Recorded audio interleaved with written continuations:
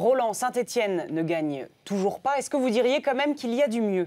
Disons que déjà, moralement, les défaites sont... Enfin, la défaite, et notamment celle contre Lyon, c'était pas une défaite, c'était une déroute catastrophique. Il y a eu cette coupure, il y a eu ce changement. Donc maintenant, ils ont repris avec un match nul, ils ont marqué 2 buts. Bon, Strasbourg a quand même une bonne équipe. Allez, c'est déjà pas mal pour pouvoir travailler. Alors le problème pour les Verts de ne pas avoir pris plus qu'un point hier, c'est que ça s'annonce encore plus compliqué dans les semaines à venir. Le calendrier des Verts est assez infernal. Bordeaux, Nantes, Marseille et puis Monaco.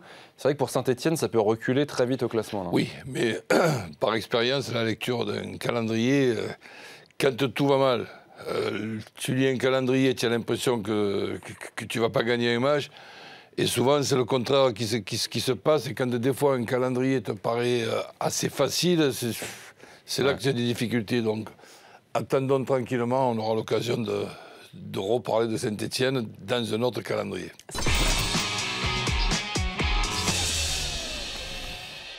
Bielsa écarté, gâchis ou décision logique?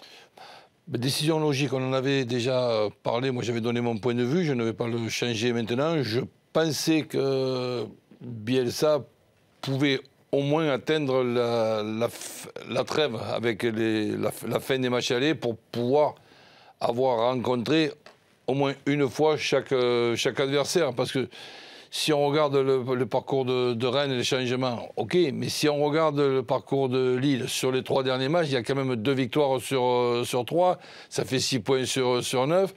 Donc on peut considérer que si tous les 3 matchs, une équipe prend 6 points, c'est quand même un parcours satisfaisant, et ça n'a pas été le cas. Donc je pense que le mal, il était beaucoup plus énorme que ce qu'on pouvait penser, et la relation Bielsa-Nice avec certaines personnes devenait de plus en plus difficile, pour ne pas dire impossible. Donc je trouve ça regrettable, parce que ça fait 4 entraîneurs avant même la fin des matchs allés. Ouais. Ça me paraît beaucoup.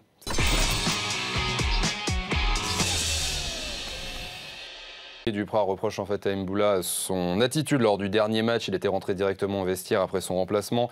Les performances sportives sont aussi remises en cause. On avait déjà parlé il y a quelques mois, Roland, quand Mboula allait un peu mieux, qu'il avait fait son retour à Guingamp. On avait parlé de ce joueur que vous aimiez bien. Vous regardez son parcours avec beaucoup de questions. Et c'est vrai que je confirme que c'est toujours compliqué. J'ai pas le plaisir de le connaître. Non. Peut-être, d'après ce que j'entends, si je le connaissais, ça ne serait pas un plaisir. Bon, c'est difficile de me positionner, mais sur ses qualités footballistiques, je ne change pas. Après, là, je ne pense pas que ce soit sur ses qualités footballistiques, c'est sur son comportement pour être allé directement au vestiaire. Mais comme le dit Duprat, il dit « je ne suis pas obligé de tout vous dire ». Donc il y a des choses qui doivent être cachées et nous être cachées. Si vraiment il n'est pas dans les 18 pour avoir seulement filé tout droit lors d'un remplacement, alors on peut être déçu d'un remplacement, c'est pas quelque chose non plus très, très grave. Non, je pense qu'il doit y avoir autre chose. Et ça, si on n'est pas au courant, on peut pas se positionner. Et moi, c'est difficile de répondre à cette question.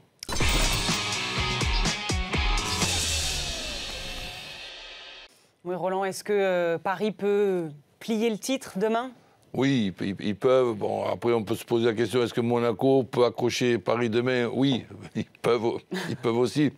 Ça ne changera pas grand-chose sur celui qui sera champion au soir de la 38e journée. Mais le Monaco actuel a les armes? Mais le Monaco actuel en championnat est quand même pas mal. Ce qui est, je dirais, surprenant, voire même angoissant, c'est le Monaco Champions League. 3 défaites à domicile, mais qui sont en plus des défaites avec des scores énormes. Ça, personne ne pouvait le penser, on ne pouvait pas l'envisager. Alors que Monaco soit moins bon que la saison dernière, on est d'accord, évidemment, mais que Monaco soit capable sur un match d'accrocher le Paris Saint-Germain, si Dijon, Montpellier, Marseille a pu le faire, je ne vois pas pourquoi Monaco, mais pas le Monaco de l'autre soir. Monaco Un bon Monaco, oui, ils peuvent les accrocher. Mais pour le titre de champion, je crois que le suspense n'y est plus.